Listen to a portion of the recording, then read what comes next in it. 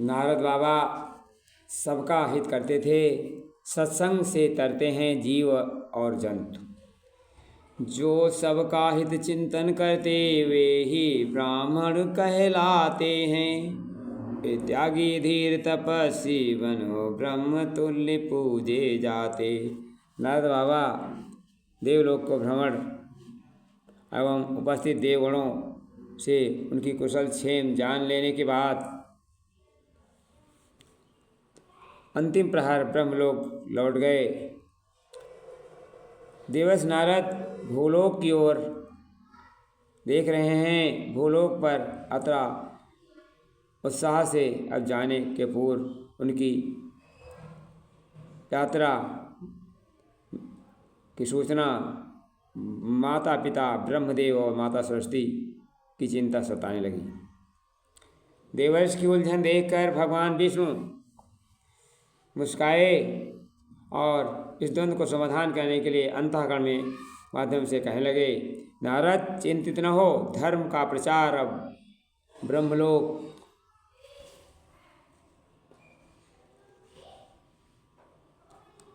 लोक कल्याण और जीवनोद्देश्य से ब्रह्मदेव देवी सरस्वती भली भांति भिज्ञ हैं। तुम नवीन कार्य शुभारंभ करो। विष्णु भक्त नारद अनुग्रहित हुए नारायण करके आगे बढ़े। प्रभु का संकेत पकड़ते सर्वोत्तम वो कश्यप ऋषि के आश्रम में पहुंचे। दिव्य आभा से धमकता हुआ कश्यप का आश्रम धरती के स्वर्ग समान सदस्य हो रहा था। देवर्षि को समक्ष पाकर महेश के वरिष्ठ शिष्यों ने चरण वंदन किया। अपना स्नेह शीश प्रदान कर देवर्षि नारद शिष्यों कहने लगे, विद्यार्थियों, मैं मुनिवर के दर्शन हेतु सीधे देवलोक से आया हूँ। शिष्यगणों से महर्षि कश्यप के प्रधान सेवक सम्मुख आए कहने लगे, महाभगवान क्षमा कीजिए, गुरुदेव इसमें संध्या वंदन में लीन हैं। यदि आपकी अनुमति हो तो मैं आपका भोजन विश्राम व्यवस्था करूं। नारद का आशीर्वाद देने की मुद्रा में संघर्ष अनुमति प्रदान की। देवर्षि यथोचित सत्कार। थोड़े समय बाद महेश अपने कुटिया से बाहर आए।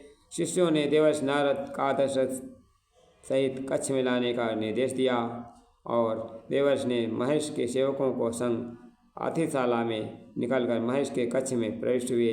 महेश को अभिवादन स्वरूप प्रणाम करते हुए कहने लगे, महात्मन आप धन्य हैं। निर्गुण ब्रह्म तत्व को प्रचंड तप से साकार सगुण स्वरूप उपलब्ध कराने वाले महर्षि, आपको नारद का सत्संग मन।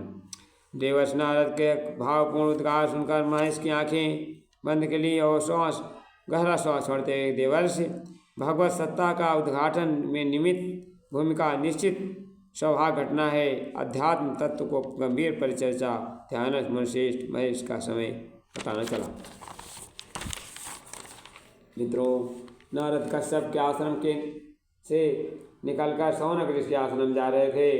रात हो चली और रात में महेश शौनक का आश्रम तो अभी बहुत नहीं दिख रहा था।